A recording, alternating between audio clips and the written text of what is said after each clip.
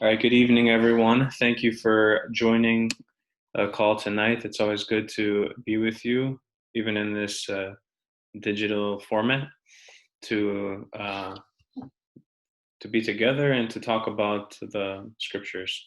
So we've been making our way through the book of Genesis, and I was actually just flipping through the rest of the book to see kind of where we're at and what's still to come. And there's still actually a lot of really good stories in this because we're coming up to like the halfway point of Genesis so far. And there's still just so many good stories and really foundational stories for the scriptures, especially for the Old Testament, but even in the New Testament, we'll see a lot of connections with the New Testament as well. So tonight we're going to be talking about Genesis chapters 20 through 23, I believe. What I have planned. Yep, 20 through 23. So that'll bring us almost to the midway point of the book of Genesis. So last week we talked about the destruction of Sodom and Gomorrah, the hospitality of Abraham. So that was an interesting conversation, and hopefully we'll be able to continue in that same vein. Hopefully a little less scandalous, because there was definitely some not rated G material in that in the last talk. So hopefully tonight we'll find it a little more comfortable for our ears. Now in chapter 20, so now Abraham is again we're coming off the destruction of Sodom and Gomorrah. We find Abraham journeyed from there, meaning where he was living, Moab, and there to the south, and dwelt between Kadesh and Shur, and sojourned among the Gerarites. So one interesting thing is that Abraham, at this point, even though God has promised him the land of Canaan, Abraham is living the life of a nomad. He's moving from place to place, and we'll see that continue really throughout his life. He's a nomad. He moves around, and eventually the Israelites will settle in the land of Canaan. But of course, for many, many, many years, the whole nation of Israel kind of has that same um, lifestyle, moving from place to place. Even the tabernacle, which was where the place where God Himself dwelt, was portable. So they would move it from place to place, and they all would move together around, especially in their 40 years in the wilderness. So Abraham kind of sets the precedent for them until the promise is fulfilled and they're able to come into the land of Canaan as a nation and settle that land. So Abraham's moving around. So here in verse 2 of chapter 20, then Abraham said of Sarah his wife, "She is my sister." For he was afraid to say, "She is my wife," lest at a given time the men of the city should kill him because of her. Now Abimelech king of Gerar sent and took Sarah, but God came to Abimelech in a dream by night and said to him, "Indeed, you are a dead man because of the woman you have taken, for she is a man's wife." So this is a very similar story to earlier in Genesis when Abraham goes down to Egypt. It's one of the first stories that we have about Abraham, and it's in chapter 12. So eight chapters later, we kind of see history repeating itself here. Where now Abraham and Sarah come into a new land, and Abraham is afraid to tell the people there that Sarah is his wife because he knows that they will kill him and take her to be part of the king's harem. So they kind of play the same. They play the same cards in this round as well. They play it the same way. And God appears to the king Abimelech and says, "You're a dead man. You know, you're cursed, and you're cursed by me because those Abraham and Sarah are protected by me. They're my people." So in verse 4, we read, "Now Abimelech, who again is the king of this area, or the king of the Gerarites, um, had not come near her, so she had been preserved. And he said, O Lord, will you destroy an ignorant and just nation? Did he not say to me, She is my sister? And did she not say to me, He is my brother? I did this thing with a clean heart and righteous hands." Then God said to him in a dream, "Yes, I know you did this with a clean heart, and I spared you, that you might not sin against me. Therefore I did not allow you to touch her. Therefore restore the man's wife, for he is a prophet, and he will pray for you, and you shall live. But if you do not return her, rest assured you shall die, you and all who are yours." So God gives a very stern warning here to King Abimelech, saying, if you touch her, you will suffer the consequences. So once again, Abraham kind of does this very strange thing, right? Telling the people that she's his sister, and it works out in his favor, right? Remember, in Egypt, it worked out. He lived, he got Sarah back, and they gave him a bunch of stuff, and he went on his way. And here, God presents himself in a dream to King Abimelech, and he protects Abraham and Sarah. So Abimelech, and this is verse 8, now Abimelech arose early in the morning, called all his servants, and told all these things in their hearing. And the men were very much afraid. Then Abimelech called Abraham and said to him, "What have you done to us? How have I offended you, that you have brought on me and on my kingdom a great sin? You have done deeds to me that ought not be done." So Abimelech is basically saying, what the heck, Abraham, you lied to us and you almost brought destruction on our whole nation, our whole kingdom here. In verse 10, again, Abimelech said to Abraham, "What possessed you to do this thing?" Abraham replied, "Because I thought, surely the worship of God is not in this place, and they will kill me on account of my wife." So the implication there is that because they don't worship the one true God of Abraham there, they're godless people, that they live by different standards compared to what Abraham, and his people will, the nation of Israel, the standards that they live by under their God. So he basically says, I know you to be a godless people, and this is what I expected you to do. But he continues here, which is interesting, in verse 12. "But indeed, she truly is my sister. She is the daughter of my father, but not of my mother, and she became my wife. So it came to pass when God caused me to wander from my father's house, I said to her, 'This righteousness shall you do for me, and every place we enter, say of me, he is my brother.'" So we learn a little bit more about the family line here, which is that Abraham and Sarah are like half siblings, which is really weird, right? So for us, it's very strange to hear that. But in ancient times, people, it was very common for people to marry, cousins. They kept it in the family a lot of times, which again, for us is very strange, but that's at the time, that was just how they did it. So, yeah, so we find that interesting tidbit out about Abraham and Sarah there. So when Abraham tells them she's my sister, he's actually he's not lying. He's not being totally forthcoming either, but he's not actually lying. So in verse 14, then Abimelech took 1,000 pieces of silver, sheep, oxen, and male and female servants, and gave them to Abraham. And he restored Sarah his wife to him. Thus Abimelech said to Abraham, "See, my land is before you, dwell where it pleases you." So again, it works out for Abraham, right, and Sarah. That they go in here, they're getting this sticky situation, but God brings them out of it, he protects them. And once again, they leave richer than they came. They receive all these gifts from King Abimelech, and he tells them, "Live wherever you want, live in the best place. Go ahead." And then to Sarah he said, "Behold, I have given your brother 1,000 pieces of silver, which will vindicate your honor before all those with you. But tell the truth in all things." So he tells Sarah, "This gift is for your honor, but please be honest in the future." so so he kind of makes that plea to her, which is again another interesting little note here in verse 16.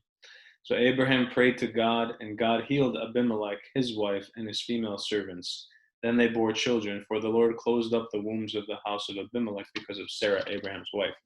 So interesting note, there we've talked a couple times about barrenness, right? About how not being able to have children was a sign of God's, of the lack of God's blessing, that God's blessing was not with you. And having children, having lots of children, having fruitful fields, having, plentiful flocks that gave birth to more animals was a sign of God's blessing to be able to multiply. So in this case, when Abimelech's house comes under God's wrath, what does he do? He takes away the ability for all of his for the women in his court to be able to have children as a sign of God's curse, basically. And then it's the opposite, just meaning the opposite of blessing. So when Abraham prays on their behalf, the wrath is removed. God's wrath is taken away, and they're able to conceive once again. God's blessing returns on Abimelech's house.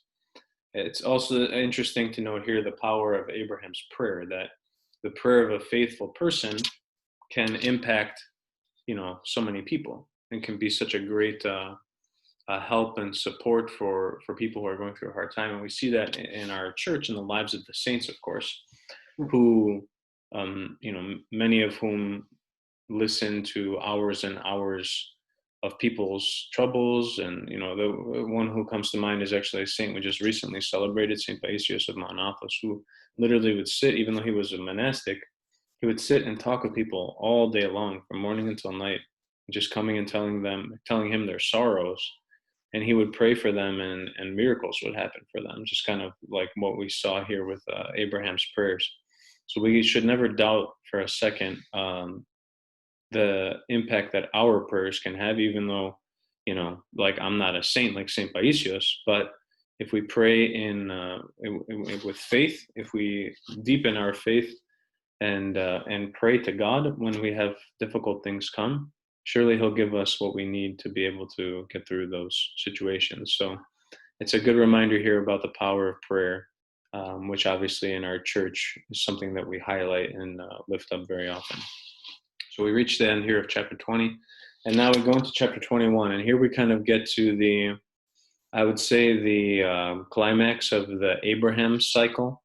We're getting now to the point where the promise that God has made Abraham, in chapter 12, when we first meet Abraham, is now going to come to fruition.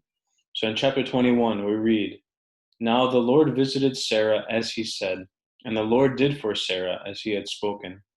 For Sarah conceived and bore Abraham a son in old age, at the set time of which God had spoken to him."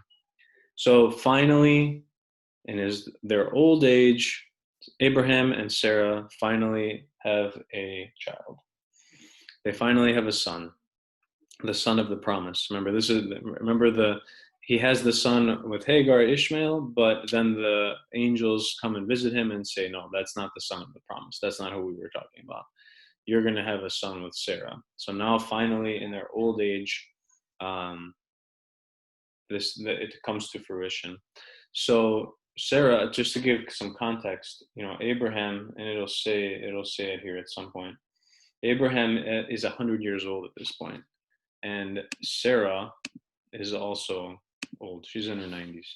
So the question is, why does God allow a child to be born of elderly, childless parents? Besides, of course, that in this story of Abraham, in this narrative of the history of Abraham and his family, that God had promised it to them. St. John Chrysostom has an interesting thing to say about that, and he writes that the reason that God does this miracle and continues to do this miracle throughout the Old Testament is so that when Christ comes and will be born of a virgin, the people would believe it, because the miracle of Christ being incarnate in the womb of the Virgin Mary is going to follow in the same footsteps of this miracle and miracles after this, because this really is an archetype story that other stories follow after. So, for example, Isaac, the son of Abraham and Sarah, his wife will be barren. Now they're not as old. They don't reach old age before they have children, but she's barren. They're not able to have children for a long time. Isaac and Rebekah pray, and eventually she conceives and has twins. Hannah and Elkanah are another couple later in the Old Testament she's barren. Hannah's barren. She's not able to have children. And through her prayers, she is able to conceive and bear a son. And her son is the prophet Samuel, who plays a big role in the establishment of the kingdom of Israel once the Israelites settle in the Promised Land. And then, of course, right before the coming of Christ, you have Elizabeth and Zechariah. Elizabeth and Zechariah are the relatives of Panagia, and they're also not able to have children for a long time. And then Elizabeth conceives, and she gives birth, and that child is John the Baptist, who's the cousin of Christ, and he, of course, is the forerunner. So people would have been familiar with those kinds of stories, starting here with Abraham and Sarah. And so that when the Christ came and was, conceived in the womb of the Virgin, they would believe it. So this is what St. John Chrysostom's interpretation is, that God performs these miracles and these signs so that when the fulfillment of these things came, which of course is the Christ is the fulfillment of the whole Testament, that they would believe and they would come to faith in Christ as the Messiah, and seek the kingdom on high. So in verse 4, we continue here. In verse 3. So Abraham called the name of his son born to him, whom Sarah bore to him, Isaac. And Isaac means he laughs.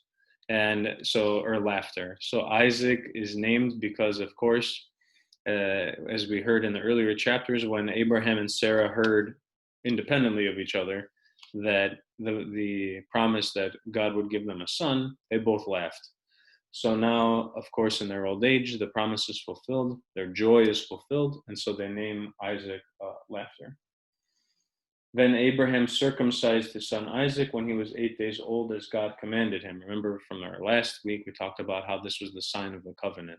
So Isaac now enters into that covenant with God as well.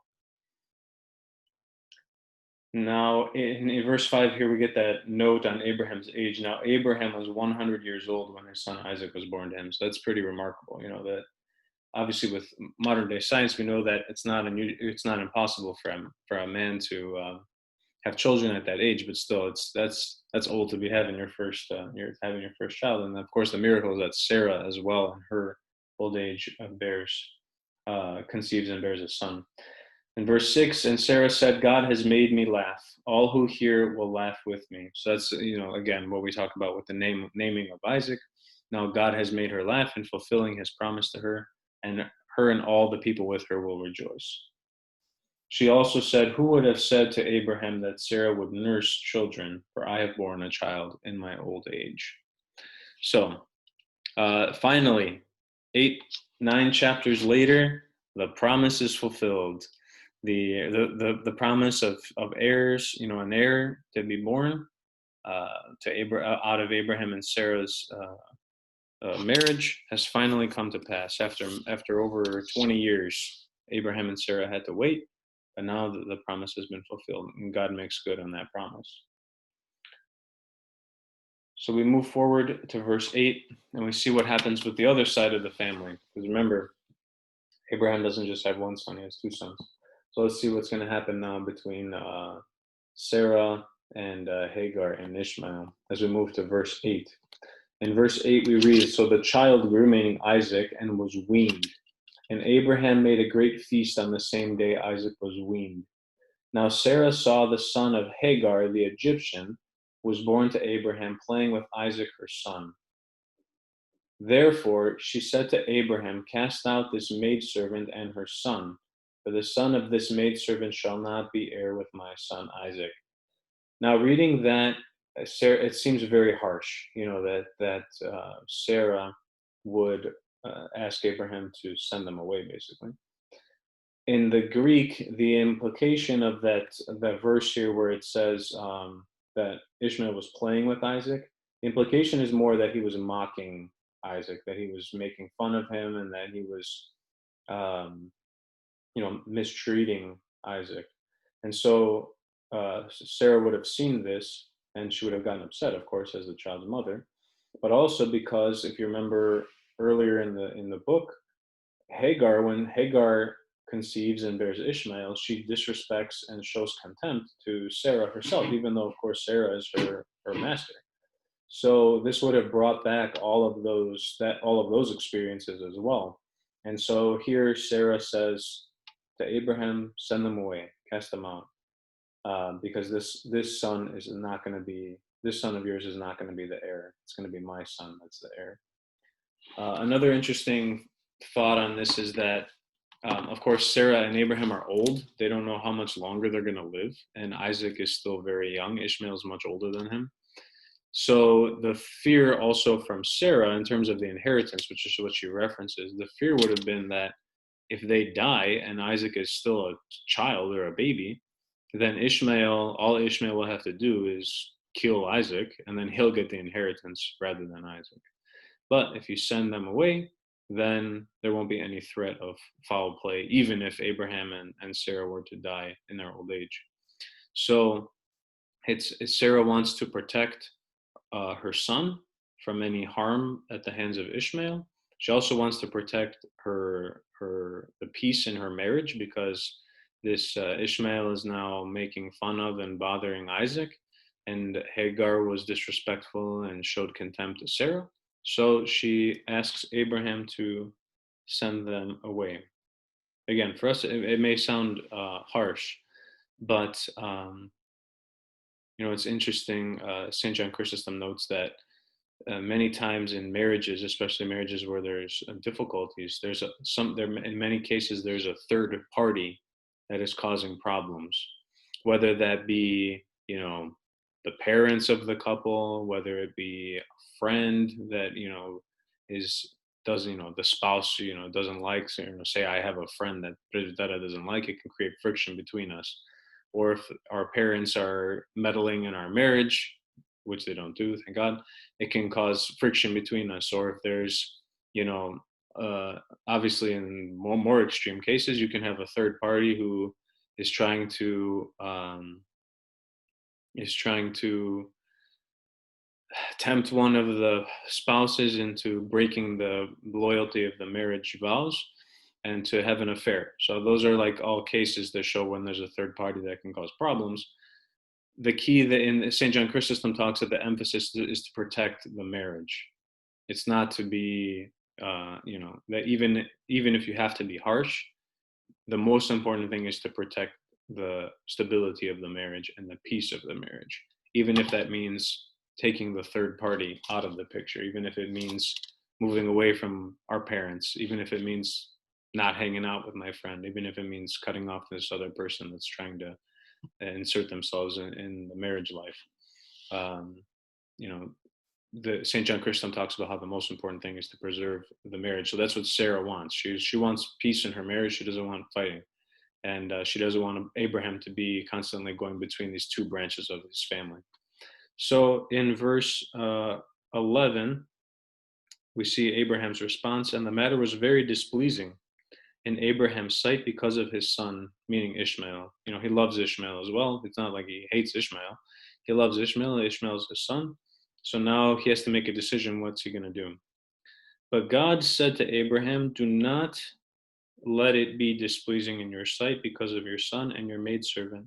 Whatever Sarah said to you, listen to her voice. For in Isaac your seed shall be called. Yet I also will make a great nation of the son of your maidservant, because he is your seed. So God actually tells Abraham to listen to Sarah. He says, listen to Sarah, your wife. And Abraham does so, which we'll see in the next few verses, with this assurance that God will also protect Ishmael. That Ishmael is not just going to, be left to die in the desert, which we'll see in the next story as well. But that God will also help Ishmael and will raise him up to be the father of a great nation. It's interesting too for us to remember all the sacrifices that Sarah has made throughout this marriage, right? Throughout this process. Abraham has moved her around from the land of his father, which they were was a very prosperous area. She's followed him everywhere. She saved his life twice by, telling, people that she was his sister instead of his wife. She had to go through those ordeals. She allowed him to have a son with Hagar, to be able to have an heir. So God advises Abraham, to listen to her, to keep the bond between Abraham and Sarah strong, but not creating more friction and more problems for Sarah to have to bear. So in verse 14, we see Abraham rose early in the morning and took bread and a skin of water, and putting it on her shoulder, he gave it and the boy to Hagar and sent her away. Then she departed and wandered in the wilderness near the well of Oath. When the water in the skin was used up, she placed the boy under one of the shrubs.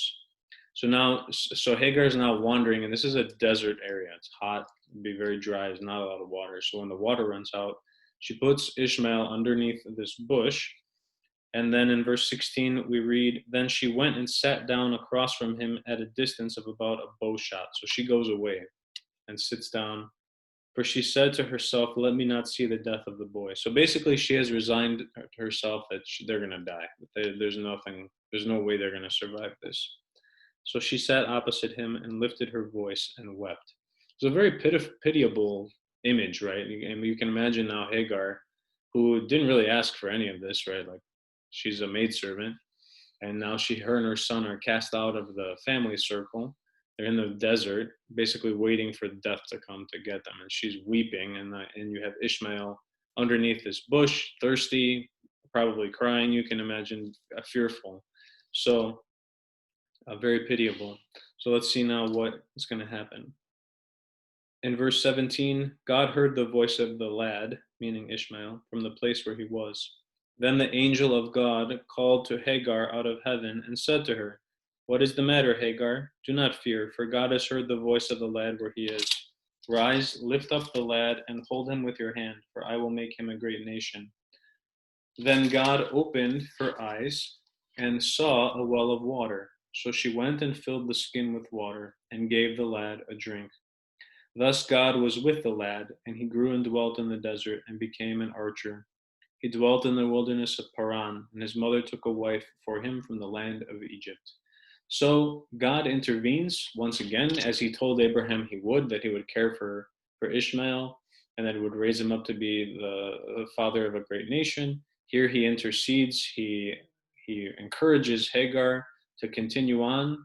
He shows her the well of water, and they're able to survive, and the child grows up. And says here that he dwelt in the desert, he became an archer, and eventually he takes a wife from the land of Egypt, which is where Hagar's from. So that's where we're at here in chapter 21. The rest of chapter 21 is a story between Abraham and Abimelech, who we heard about in chapter 20, King Abimelech of the Gerarites, I believe it is. Yep, Gerarites. And basically, they make an oath among themselves about this well that Abraham had dug that Abimelech's people had taken from him. So basically, the only interesting point I think is that there's a well there called Beersheba, which means the well of the oath, because that's where Abraham and Abimelech made the oath together. So if you want to read that story together, I would say read it. Go ahead and read it. It's obviously it's part of Holy Scripture. It's great, but we're going to move forward because the next chapter is really where the rubber hits the road with Abraham, Isaac, and God, and is very, very foundational for our understanding not only of the Old Testament but the New Testament. So in chapter 22, we come to a very fateful story, which is God commanding Abraham to sacrifice his only son, well, his beloved son, the son of the promise, Isaac. So let's see how this all plays out. Chapter 22. Now it came to pass after these things that God tested Abraham and said to him, Abraham, Abraham. And he said, Here I am. Then he said, Take now your beloved son Isaac, whom you love, and go to the land of Moriah, and offer him there as a whole burnt offering on one of the mountains I tell you. It's interesting there, as God's speaking to Abraham, he mentions twice that Isaac is the son whom Abraham loves. He says, Your beloved son, Isaac, whom you love. And in the Greek, what's interesting is that the word is not, it's not, one of the words is not agape. It's really more like the son that you adore, almost to the point of like worship. It's like our modern day Greek word of latrevo is the base word of the word that's used in the Septuagint Greek. So what God is asking Abraham, and he knows he's asking Abraham this, is to make a sacrifice that's really going to hurt. It's really going to be painful. Now it's interesting that Abraham doesn't offer a response. At least it's not recorded here, right? It's not recorded here in the text. He doesn't offer a response. He just listens, to what God is saying. So in verse 3, we see, so Abraham rose early in the morning and saddled his donkey and took two of his young men with him and Isaac his son, and he split firewood for the whole burnt offering and arose and went to the place God told him. So he is obedient and he listens and he just goes. Even though the fathers talk about the anguish that he would have been in, during these days of traveling in preparation, not wanting to go through with this. But here he is. He finds himself in a situation, and so he's making preparations in his faith. In his faith to God, he's going through with it. Then on the third day, Abraham lifted his eyes and saw the place far off. So it takes him 3 days to get there. So again, imagine now. He's the only one that knows the purpose of this journey. He doesn't tell Sarah, doesn't tell Isaac, doesn't tell his servants, he doesn't tell anybody. He is on his own and he knows what's going to happen. And he is with Isaac for 3 days. Imagine what was going on in his heart. I mean, imagine, as a speaking myself here, as a father of a young son, I mean, just the torture that it would have been, the total just ripping your heart out constantly for 3 days. I mean, it's really tough. It shows the strength that Abraham had and the faith, and we'll talk more about that in just a second. Thus Abraham said to his young men, so once he sees where the destination is, he says to his young men, "Stay here with the donkey, the lad and I will go yonder and worship, and we will come back to you." So Abraham took the firewood of the whole burnt offering and laid it on Isaac his son. Then he took the fire in his hand and a knife, and the two of them went together. So now they're walking together to the place of sacrifice. Then Isaac spoke to Abraham his father and said, "My father." And he said, "Here I am, my son." Then he said, "Look, the fire and the firewood, but where is the sheep for a whole burnt offering?" And Abraham said, "My son, God will provide for himself the sheep for a whole burnt offering." So the two of them went together. So just to really dig the knife in, right, to Abraham, just to really stick it to him, Isaac, it hasn't clicked yet for Isaac. And so he asks this question, "Hey, Dad, where's the lamb, right? Where's the sacrifice? We have everything else. Where's the sacrifice?" And Abraham has to kind of tell another half truth here, saying, "Well, God will provide the sacrifice," which he knows that the sacrifice will be Isaac. So the two of them went together. They came to the place where God had told him.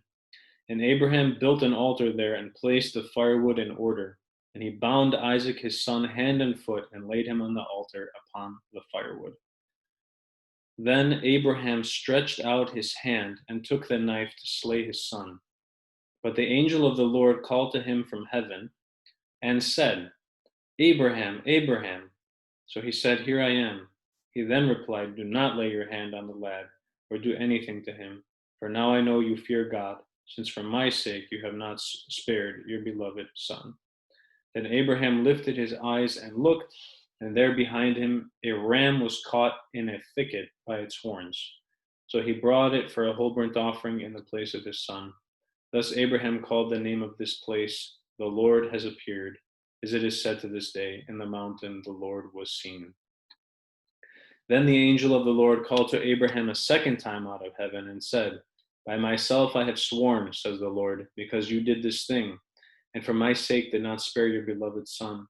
I will certainly bless you, and assuredly multiply your seed as the stars of heaven, and as the sand on the seashore. And your seed shall inherit the cities of their enemies. In your seed all the nations of the earth shall be blessed, because you obeyed my voice." So Abraham returned to his servants, and they rose and went together to the well of Oath. And Abraham dwelt at the well of the Oath.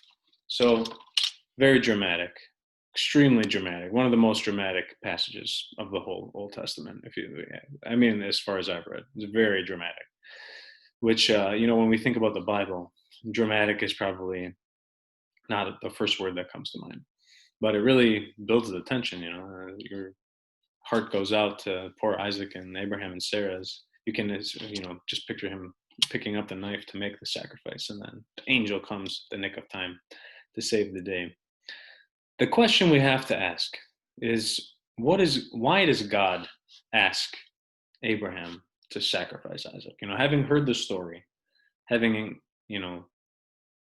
read the drama, and having all that in our own hearts, and we're obviously, it's not our family, it's not our son that we're asked to sacrifice. But even our hearts, at least myself, when I read that story, my heart just drops every time. When you hear Isaac getting ready to slay, or Abraham getting ready to slay Isaac. But that why, right? Why does God ask Abraham to do this? What's the purpose of it all? Because really, God doesn't provide a reason either. He doesn't say, do this so that this will happen, or do this and then this will come to you. Nothing. He just says, do it. He just says, sacrifice your son. It seems kind of arbitrary, and it seems very harsh, and it seems like God's just playing games, right?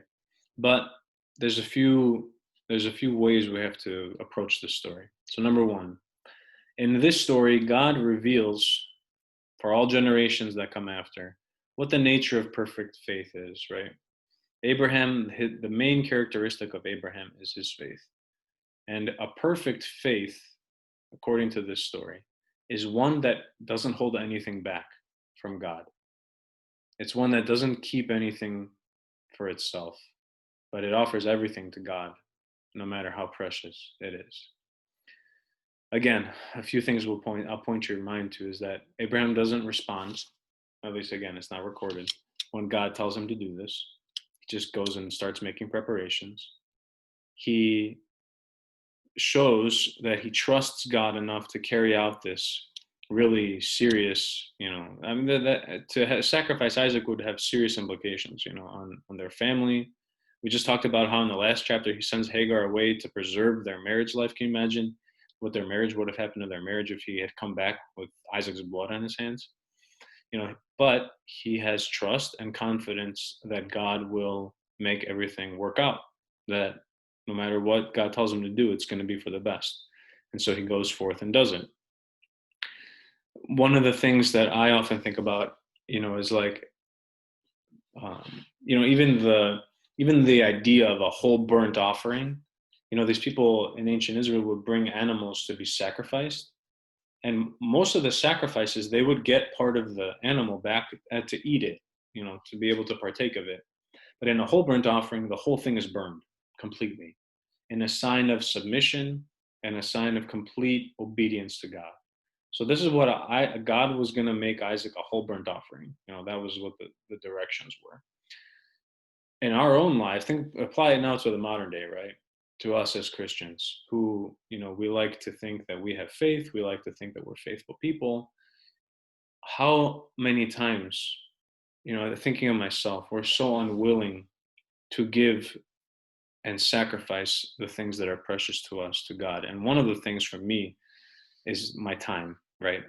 So, in the evening times, I'm a sports junkie. Obviously, the last few months there haven't been a lot of sports, but in the evening times, which are a time of prayer, time of reflection, study, when the game is on, am I willing to make that sacrifice to not watch my team play, to dedicate that time to God? How many of us on Sunday morning, do we have struggles, deciding what to do with those hours, that we're usually, obviously take COVID out of it. We're not talking about COVID. I'm just saying under normal circumstances, how many times do we struggle to decide, where to be on Sunday morning? Another thing that pops to mind too is like our finances. Are we willing to sacrifice the things that are precious to us? Because that's what God calls us to. It's not just giving God the extras that we don't need. It's not just giving God the little things here and there that are not really necessary for us anymore, so that we can still be comfortable, but still fulfill our obligations. This story shows that true faith and pure faith and perfect faith, which I don't have, unfortunately, I'm just working on it, but I don't have it, is willingness to give everything. And we see this again and again and again and again in the lives of our saints of our church. Martyrs literally give their lives, even their own lives to them are nothing compared. They give it to God as if it's nothing. Saints who dedicated themselves to the ascetical life, fathers and mothers of the church who defended the church through many heresies. These people gave everything to God. They had no problem sacrificing themselves. So number one, this story reveals to us what perfect faith looks like. And for me, it shows me how far off the mark I am and how far I still have to go. Number two, this story is a polemic. Remember we talked in Genesis, the early chapters of Genesis, about the creation stories, about how all these stories were working against ancient creation myths that talked about trees being gods and waters being gods and this and that and all these gods, right? But how Genesis was about how all these things were subservient to the one God, the only true God. That's what we call a polemic. Obviously, we're Greek. The word polemo means war. So it's a story that kind of fights against the popular ideas. So in the ancient world, child sacrifice was not a foreign idea.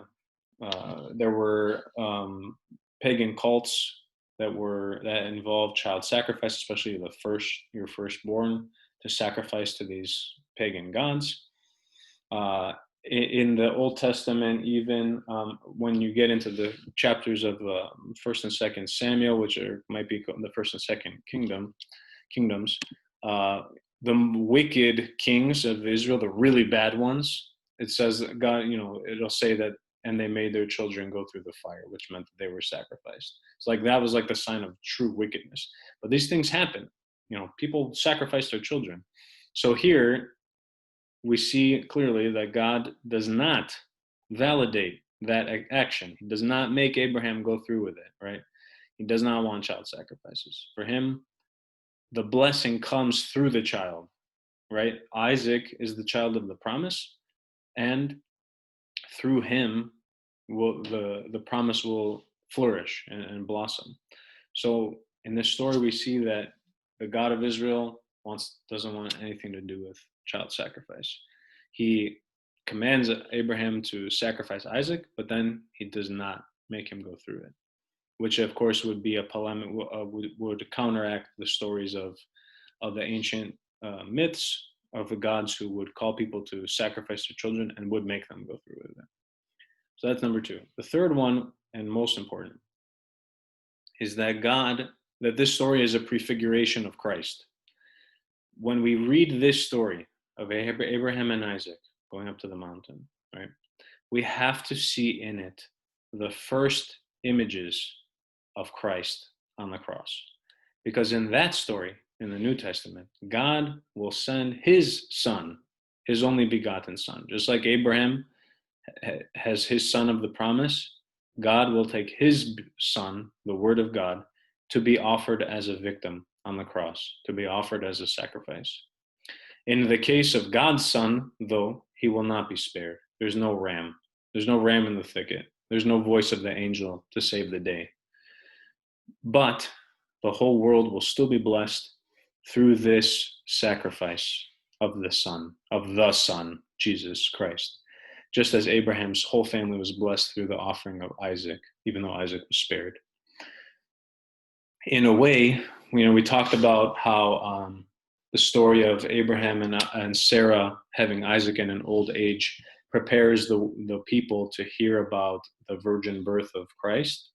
In the same way, this story prepares the Israelites, and really anyone who reads it, even now as Christians, we read this story, prepares us for the eventual coming of the Messiah, for the eventual coming of Jesus Christ and his death on the cross, his crucifixion, and in seeing those things, understanding that this Jesus who's on the cross is the Christ. He is the Son of the promise. And so when we read the story, even of the cross, we should think also about this story of Abraham and Isaac and the sacrifice. They're intimately linked with one another. And so God gives us this story, this passage, to show Abraham's faith and to prepare us so that when we see Jesus hanging on the cross, we know who he is. It's not a surprise to us. We've been prepared. We've heard this story before. We know that this person on the cross is the son of the promise, and his blood will sanctify and bless all mankind. So it's a hugely important passage in the book of Genesis. And it really is like the high point of the Abraham story, the story of Abraham and his family. So the rest of chapter 22 is a genealogy about Abraham's, another wing of Abraham's family. Again, Old Testament loves genealogies. And in chapter 23, we read the story of the death of Sarah. So Sarah lives, in verse 1, we'll just quickly go through this chapter here. Sarah lived 127 years. So she lives another good amount of time. After the birth of Isaac, she lives another 30-some years. Then Sarah died in the city of Kirjath Arba, that is Hebron, in the land of Canaan. And Abraham came to mourn for Sarah and weep for her. Then Abraham stood up from before his dead and spoke to the sons of Heth, saying, I am a sojourner and stranger among you. So here's that theme of nomad life, right? Abraham here, he's wandering again. In verse 4, give me therefore a burial place among you that I may bury my dead out of my sight. So because he's a sojourner, he has nowhere to bury Sarah. He doesn't have any land that belongs to him. So where's he going to put her? So he begs the inhabitants of that land to give him some place to bury his dead. So the sons of Heth answered Abraham, saying, hear us, my lord, you are a king from God among us. Bury your dead in the choicest of our burial places. None of us will withhold his burial place from you to bury your dead there. Then Abraham stood and bowed himself to the people of the land, the sons of Heth. Thus he spoke with them, saying, if you have it in mind for me to bury my dead out of my sight, then listen to me and speak on my behalf to Ephron, the son of Zohar, that he may give me the cave of Machpelah, which he has at the end of his field. Let him give it to me at the full price as a burial place among you. So what I wanted to highlight from here is basically the respect that Abraham has of the people of the land. He comes and he asks for them to give him a place, and they call him a prince. You are a prince among us. Please take the best of our land so that you can bury your dead. So Abraham, is grateful, and then he works out an agreement with Ephron in the upcoming verses that come after that. He makes an agreement with Ephron. They negotiate a deal, so to speak, and Abraham acquires this field and the cave that's at the end of that from Ephron. So Abraham then, at the end of chapter 23, he buries Sarah, which we read in verse 19. Abraham buried Sarah, his wife, in the cave of the field of Machpelah, which is opposite of Mamre in the land of Canaan. So the field and the cave in it were deeded to Abraham by the sons of Heth as property for a burial place. So we see here that now Sarah has passed away. She's passed on from this life at a good old age of over 120 years. And Abraham buries her and mourns her, at that time. And he's able to acquire that land, even though he's in a foreign land. So that's where we'll stop for today, at the end of chapter 23, going into chapter 24. At this time, if you have any questions, feel free to unmute yourself and then ask your question. And if there are none, then we'll depart for the night.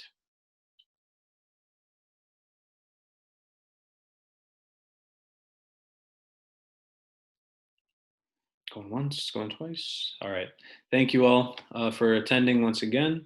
If anyone missed it that wanted to be on the call tonight, just let them know it'll be posted on the Facebook page tomorrow, and they can watch it in full at that time. Thank you. God bless. And Thursday we'll continue with Faith 101. One scheduling note. Next Tuesday is the Vespers of Yom Arkelah, so we will not be having next Tuesday. We'll be having Vespers instead. So you can either attend Vespers in person or you can follow the service online. So that's one scheduling note for next week. So just be aware of that. Thank you all once again. Have a good night, and God bless all of you. Thank you. Good night. Thank you.